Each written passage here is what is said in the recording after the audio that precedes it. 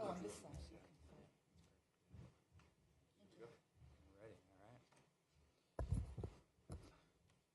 All right, good morning. Thanks for being here. I'm Congressman Jerry Golden from Maine's 2nd District, and again, appreciate you being here, and thanks for tuning in. We're here to kickstart an effort to force a vote on the Protect America's Workforce Act, which would overturn President Trump's executive order from back in March that ended collective bargaining rights for more than 1 million Americans. I'll start with a few facts. First, unions built America's middle class. Workers have fought for generations for their rights, good wages, safe working conditions, fair treatment, to ensure that the economy works for everyone. And this country needs stronger unions, not weaker ones. Second, President Trump said ending collective bargaining was about protecting national defense.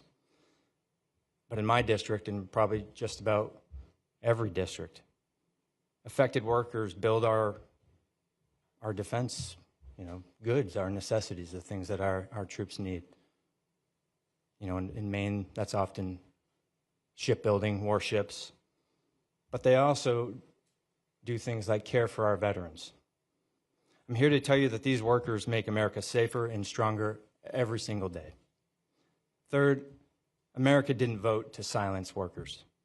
Poll after poll shows Americans of all political stripes support unions. That's why the Protect America's Workforce Act quickly gathered strong bipartisan support. Some of the good news here, we know if this bill comes to the House floor, we can win. We have 222 co-sponsors, including 7 Republicans. More than enough to pass the bill, but so far, no willingness to bring it to the floor from Republican leadership. I know that everyone who co-sponsored this legislation, no matter what their party is, did so because they believe that workers' rights are worth protecting. They know that when workers collectively bargain, the result is a fairer workplace with dignity and respect. And they know this order undermines core American values and leaves workers open to unfair treatment and political interference. So we're here today with my colleagues and with union leaders representing hundreds of thousands of workers to deliver a simple message. Let's just have a vote. That's why we're calling on all members of Congress to sign a discharge petition to bring this bill to the floor. The American people are watching. If every member who signed on to this bill would join us, we could overturn this union-busting action and show America that this body will protect workers' rights no matter what. So with that, I'm going to introduce our next speaker, my friend and colleague, someone you heard speak very briefly the other day for about 10 hours or something like that. But in that, a key part of it was when he spoke about his own family's personal connections to unions and the importance of collective bargaining. So House Democratic Leader Hakeem Jeffries, thanks for joining us. Thank you. Well, good morning, everyone. I'm so thankful for the incredible leadership of Congressman Jared Golden, who fights hard for the people that he represents in the great state of Maine, fights hard on behalf of everyday Americans, the men and women of organized labor, and the union movement all across the country. Organized labor is facing an unprecedented assault right now as a result of the extreme actions of Donald Trump and his administration, targeting unions, targeting federal government employees, targeting organized labor in an extraordinary way. The Trump administration's actions at this moment don't make life more affordable for everyday Americans. Don't lower costs for everyday Americans. Don't allow everyday Americans to pursue the American dream. It undermines their ability to do just that. We believe in this country that when you work hard and play by the rules, you should be able to afford to live the good life, a good paying job, good housing, good health care, a good education for your children, and a good retirement. That's the American dream. And no one has done more to deliver that American dream to the American people than organized labor. No one has done more to deliver that American dream than organized labor. And that's why it's so incredibly important to ensure that this piece of legislation is able to get an up or down vote on the floor of the United States House of Representatives. Because if it does, as a result of the leadership of Congressman Jared Golden and my other colleagues and the partnership with these extraordinary union leaders who are here with us today and beyond, it will pass the House. And that is a good thing for the American people. Speaker of the House has often said that the House should be able to work its will. We agree. And the House working its will means that this legislation that protects the right to organize, the freedom to organize, and collective bargaining should be fully aired in a debate on the floor of the House of Representatives. Given the unwillingness of Republican leadership to allow the House to work its will, there is another way. And so we're encouraging everyone who has supported this legislation or who has expressed support for everyday Americans, working class Americans, and the organized labor movement to sign this discharge petition so we can protect the freedom to organize, protect the path toward the American dream that has always been made far more viable by organized labor, and protect the ability of all Americans who are working hard and who are playing by the rules to live the good life and experience the American dream. It's now my great honor to yield to a tremendous champion for hard-working American taxpayers, the men and women of organized labor and beyond, because the union movement benefits everyone, everyone, and the American people know it, which is why unions rate so highly in popularity across the ideological spectrum right now. And a woman who has done great work to lead this effort to bolster organized labor across the country is the president of the AFL-CIO, Liz Shuler. Well, good morning. Thank you so much, Leader Jeffries. And again, I'm Liz Shuler, president of the AFL-CIO. I am so proud to bring the voices of nearly 15 million working people in 63 unions into this room, especially our amazing brothers and sisters in the federal workforce. And every working person, as the leader said, in this country, because these attacks that are being waged against federal workers affect all of us. And I know we're going to hear from 3 of our federal union leaders who are on the stage, who have been on the front lines of this fight and have been standing up for their members and all workers every day since this executive order dropped on March 27th. And you'll see Everett Kelly, president of the American Federation of Government Employees, standing behind me. Matt Biggs, the president of the International Federation of Technical and Professional Engineers, and Randy Irwin, the president of the National Federation of Federal Employees, and you'll hear from them shortly. But I just cannot thank them enough, really, for their resilience, their leadership during challenging times, and of course, we're seeing every union across our federation that's been standing up and fighting back alongside them every step of the way. Because we have an old saying in the labor movement, if you come after one of us, you come after all of us. And we also need to recognize we would not be here without the elected officials standing behind us and with us, especially Leader Jeffries, who has been our champion from day one. The co-sponsors of this legislation, of course, Congressman Golden, who has been unrelenting, and we want to thank you, Congressman, for your leadership, and of course, Congressman Fitzpatrick. Just want to appreciate you showing that there is another way forward in this moment where we see so much division. And we know this is the most polarized moment since the Civil War, we've been hearing from political scientists. We feel that every day here in Washington, don't we? But if you get out of DC and you actually talk to Americans in our communities, Democrats, Republicans, Independents, there's one thing they do agree on, and the leader stole my headline. It's unions. They agree on unions. 70% of Americans say they support unions, according to polls. 9 in 10 young people under the age of 30 support unions. And they think workers should have a voice on the job. They think it is common sense to have a voice on the job. And so what we saw on March 27th from this administration was the single biggest act of union busting in American history. And it defied common sense. Just a few days after that EO was signed, we started traveling across the country to hear directly from workers about what this means to them. Workers like Irma Westmoreland, a nurse at a VA hospital in Augusta, Georgia, who said, you know, suddenly we can't speak up about our patients' needs without fear of losing our jobs.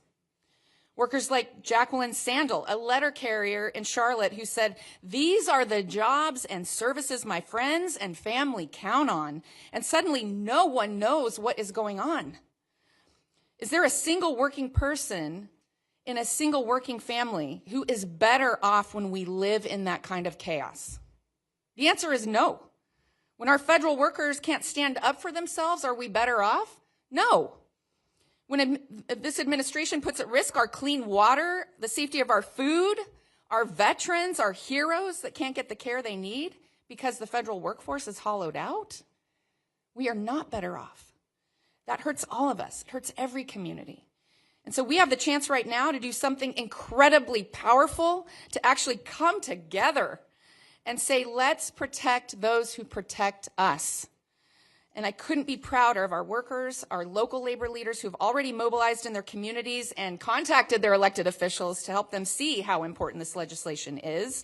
And to every member of Congress, I say, come be a part of this massive bipartisan win. Help us get this done together and show that government can deliver common sense. So let's restore these rights to working people. Let's do something that the vast majority of Americans support in every community. And let's start showing a new path forward where we work together to deliver for the people. Thank you so much. And it is now my honor to introduce a champion for working people. We couldn't be prouder of our Congresswoman from Michigan, Congresswoman Debbie Dingell.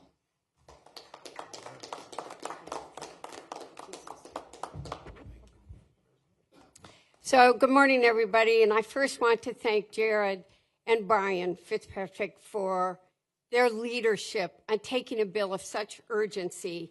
And they are like two leaders that bring people together. And I want to thank you, Congressman Golden, for your leadership in bringing us together. Hakeem Jeffries for always having the back of workers. And I'm here with labor friends, presidents of unions where I love them, but their members are ones that I'm working with and meeting with every single day on the ground. And we're just here to tell a story that people really need to understand. I am one of the co-chairs of the Congressional Labor Caucus, and I know just how critical labor rights are, not only for workers in unions, but for all American workers. Even you in the media, well, some of you in the media are unions, and you know how important they are.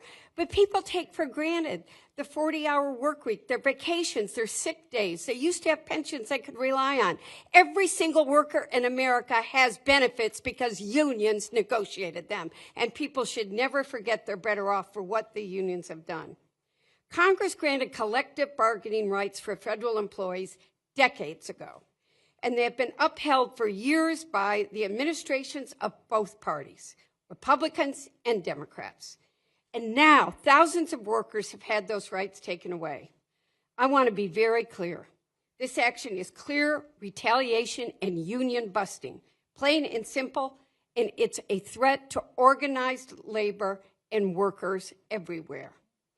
Federal employees are absolutely essential to keeping our country running. Liz gave a couple of examples. And you know, when people just, you know how people love to go off? I want to tell you, people do not think about how their lives are better every single day because of a federal worker. When the bird flu hits and you're worried about whether your eggs are safe, why did egg prices go up? Liz talked about veterans hospitals, those nurses, those doctors, the people that care for them. When you're flying, those air traffic controllers, your post office delivery, your Social Security checks. People get touched every single day by a federal worker who keeps their life safe and better. Well, law enforcement, firefighters too. Their work keeps us safe and strong. We agree on a bipartisan basis that these workers deserve their legally mandated labor protections, and we must come together to restore them.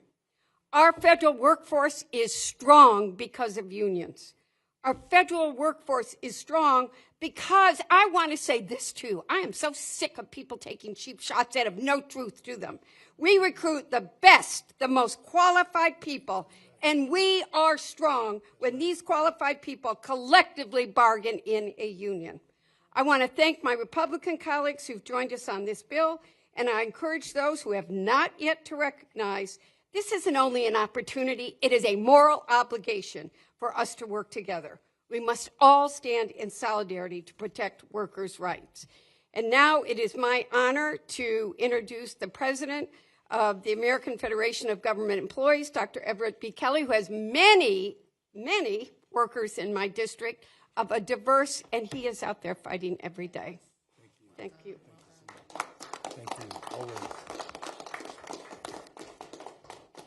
Good morning.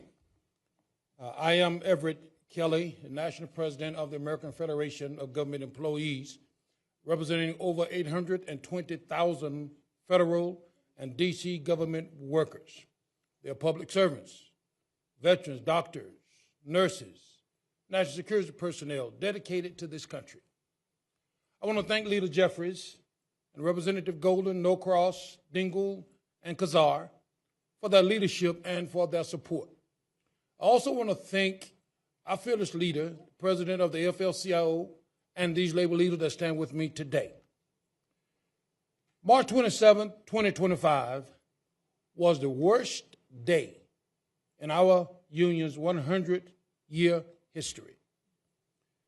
Citing national security as a pretext, the president unleashed the largest attack on labor unions in the U.S. history. As a veteran and former local president at an Army depot in Alabama, I know firsthand the strong union ties that makes the workforce safer and more efficient. Claiming collective bargaining harms national security is a ruse to silence the hardworking federal employees.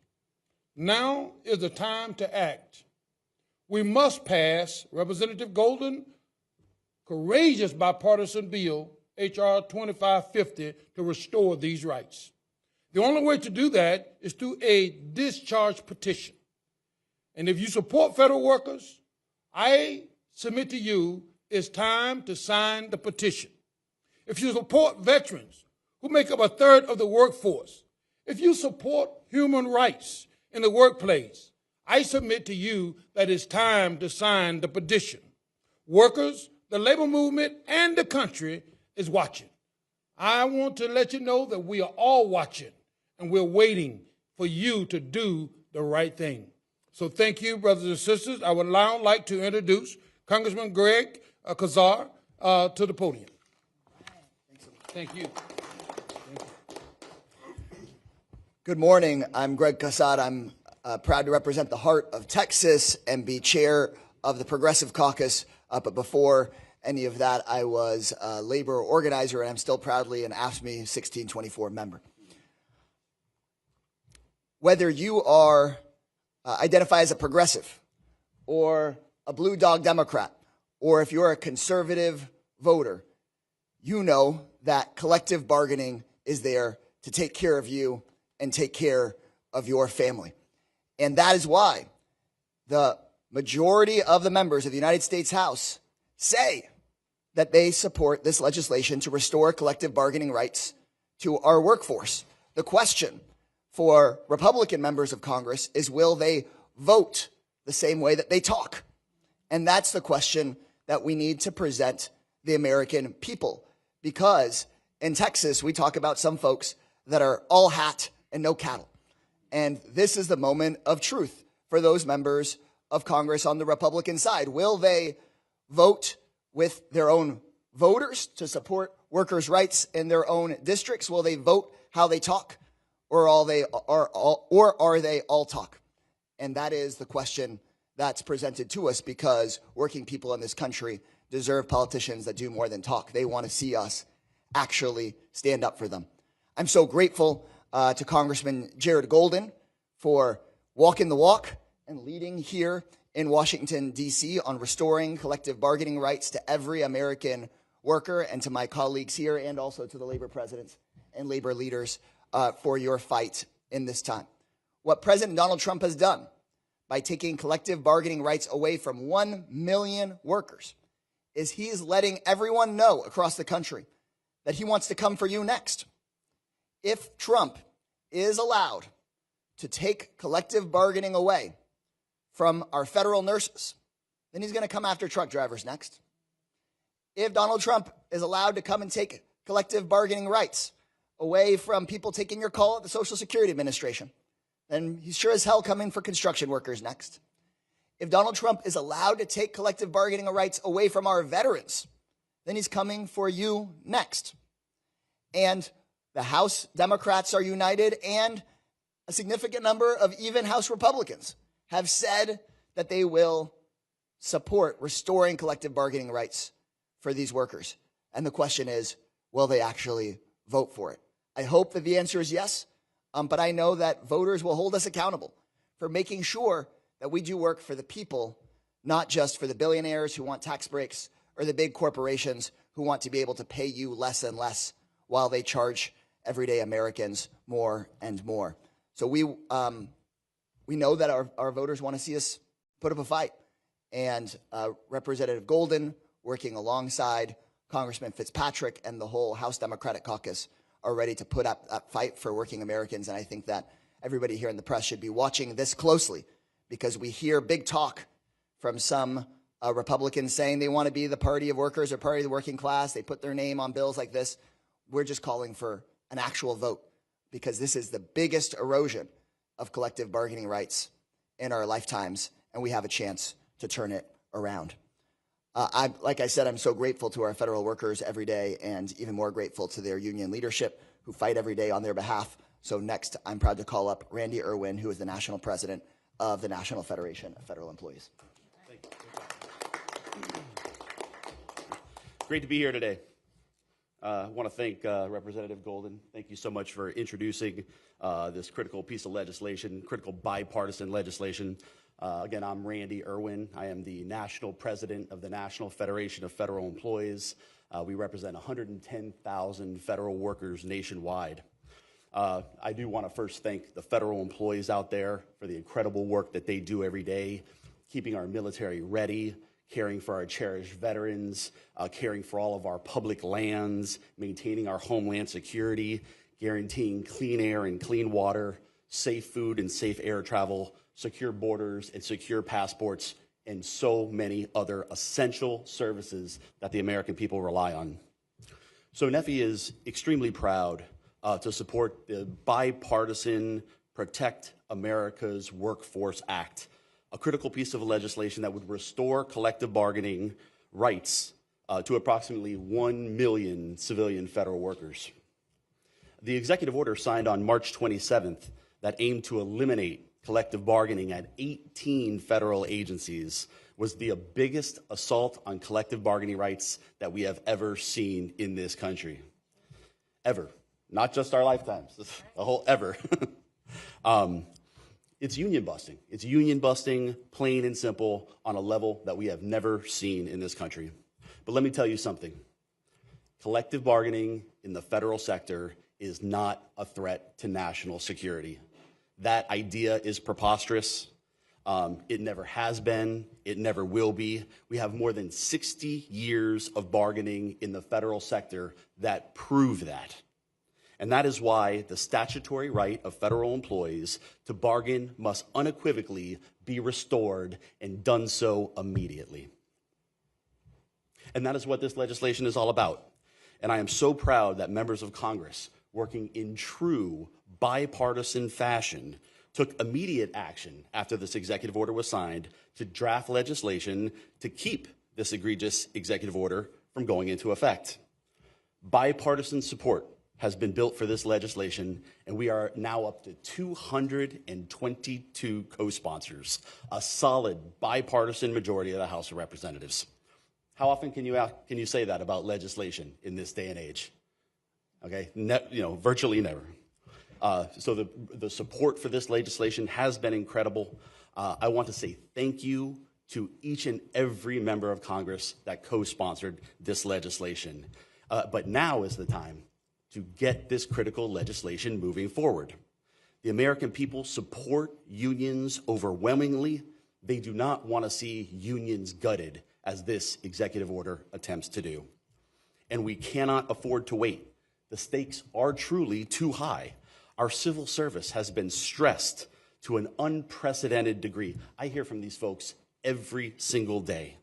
And the critical services that they provide and that the American people rely on are at risk. And they will continue to be at risk as long as the assault on collective bargaining rights goes unchecked. And until Congress takes action, those rights, that assault on their rights has gone unchecked. So I call on every House member to sign this discharge petition today and reinforce the essential rights of working Americans that are protected by the Constitution. This isn't a partisan issue. If you support essential freedoms, sign this discharge petition today. And so now it is my great honor to introduce a great friend of labor and federal employees, Congressman Donald Norcross. Thank you for the introduction. Proud member of IBW 351 for my entire working career, and it's great to be here.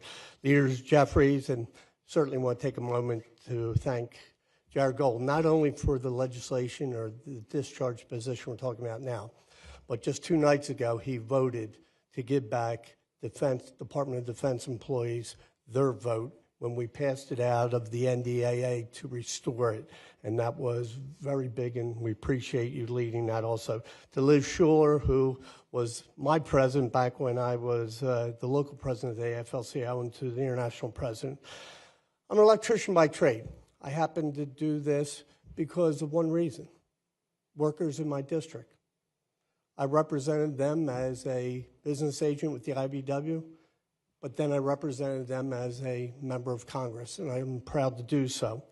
And one thing we knew is collective bargaining. The right to collective bargaining is essential in our world. We heard the biggest attack in the history of our country on organized labor by this administration, the biggest one that has ever happened, and then put it under the guise of national security. But it's okay that the workers who build the F-35, who build the destroyers in your district, are all represented by unions. That's the difference. That's the big lie that we continue to hear. That's why the NDAA amendment that we had to restore the right of workers for the Department of Defense passed in a bipartisan manner. And I want to thank all those members, both Democrats and Republicans, who voted for it. And it's a great setup for what we're talking about today, the discharge petition. We get to get 3 shots. You get to sign the petition, you get to sponsor legislation, and then you get to actually do what they're doing, and that's to vote for it. Unions are formed not by edict, by an executive order. They are voted by the members. Democracy. 60 years ago, those members took a vote, and here we are, that sacred vote. And to quote a famous President Trump, "Stop the steal." He's trying to take their vote away. And that's why we're asking for folks to get down to the floor, sign the petition. And that is incredibly important. President Trump, stop the steal. And to wrap things up, as a dear friend I've known for so many years, the president of the IFPTE, Please welcome Matt Biggs. Bring us home. Congressman Norcross, thank you. We represent a lot, over 10,000 members in New Jersey. You're a great champion for our members and for workers, working Americans. Congresswoman Dingell, thanks for your leadership on the Labor Caucus. Huge union supporter, thank you. Congressman Kassar, thank you for your support as well. And Congressman Golden, I just want to thank you for leading the effort on this bill. IFPTE, we represent some 2,000 members at the Portsmouth Naval Shipyard, where Congressman Golden in his state of Maine. And those workers, when that executive order was signed, lost their collective bargaining rights like that. They didn't do anything to deserve it. I mean, they protect our national security. The worst thing is the administration pointed to national security as a reason to take away their collective bargaining rights. They claim it endangers national security. That's outrageous, and it's just plain wrong. What that executive order does, actually, it's contrary. We're living kind of in an Orwellian country right now. It's actually going to hurt national security. Unions in the federal sector work collaboratively. A lot of people don't know this. They work in partnership with management. We have labor management partnerships where we meet on a regular basis. At least we used to before the union buster in chief took office. We meet regularly to come up with efficiencies. We meet regularly to address safety issues. This happens in the Department of Defense more than anywhere else, maybe the VA too, but the Department of Defense probably more than anywhere else in the federal sector. And it helps to enhance our national security and our homeland security. So what President Trump did when he signed that executive order is he actually hurt our national security. I'll say this too about unions. Federal unions, we bring transparency to the American public and to this Congress as to what's going on in these government agencies. Because every member of Congress talks to all the political appointees, right? You talk to the political appointees. They tell you what's going on in these agencies. You talk to management. They tell you what's going on in these agencies. Management's not bad. Political appointees, some of them aren't bad. But you get one side of the story. When you talk to labor in the unions, the people that actually do the work, who knows better what's going on in the workplace than the workers themselves? So we exercise our ability as a union and representing our members to come to Capitol Hill and inform members of Congress of exactly what's happening in these agencies. And so when you take away collective bargaining rights, you're attempting to destroy our unions, obviously, and it will hurt transparency and accountability to the U.S. taxpayer. So I'll finish with this. Before I finish, I do want to thank Congressman Fitzpatrick too, who's the Republican co-lead on this bill. I'd be remiss if I didn't mention Congressman Fitzpatrick and everybody that's sponsoring the bill, Republicans and Democrats alike. I'll leave you with this. IFPTE, we've been around since 1918. Our union was founded, we represent 90,000 workers all across North America. 1/3 of our unions are federal employees. Most of those are in the DOD. We were founded down in Norfolk, the shipyard, in 1918. We didn't have a labor law then to give us collective bargaining rights. And if President Trump, the union buster in chief, thinks he's going to take away our unions, he's wrong. Our union is still going to exist. You can try and take away our collective bargaining rights. I think we're going to get them restored. We're going to get them restored. But we're not going anywhere. Our unions are going to thrive, and we're going to continue to stand strong. Thank you. Now, with that, I'll hand it back to Congressman Golden. Thanks.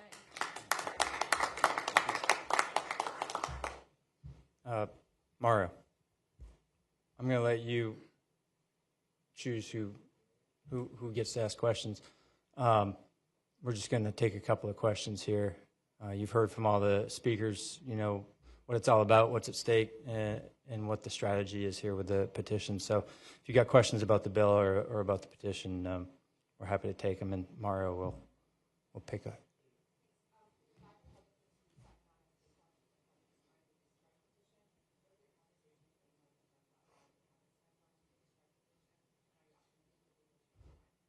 Yeah, I mean, I think you'll notice that this is a positive conversation here. They're co-sponsors of the bill, and we want them to sign, and we've been talking to them about that. I'm not going to speak for them about why they haven't signed yet or not, other than that they've been a little busy, chiefly with reconciliation. I mean, that's been with like so many things. As many Democrats have been trying to work across the aisle for months now. You know, a lot of our colleagues have said, well, you know, we got to get this done. We're focused here. I get that, but that's cleared through the House, and now's a good time to focus on other important, you know, bipartisan work and things that we got to get done. So I'll quickly note, Brian Fitzpatrick has already signed. Don Bacon has already signed. You know, we got other good people who have co-sponsored the bill, like Mike Lawler, Nick LaLota. You know, I'm hoping and I feel pretty hopeful that they'll get there. So.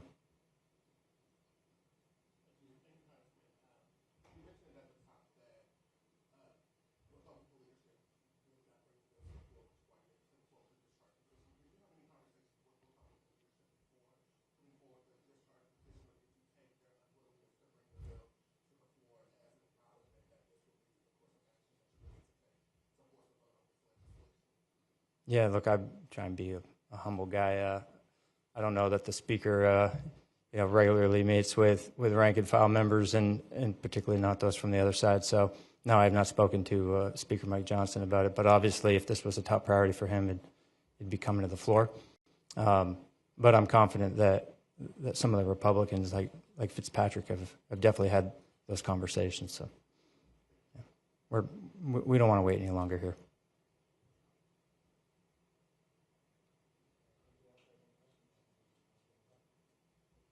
All right. Thank you very much.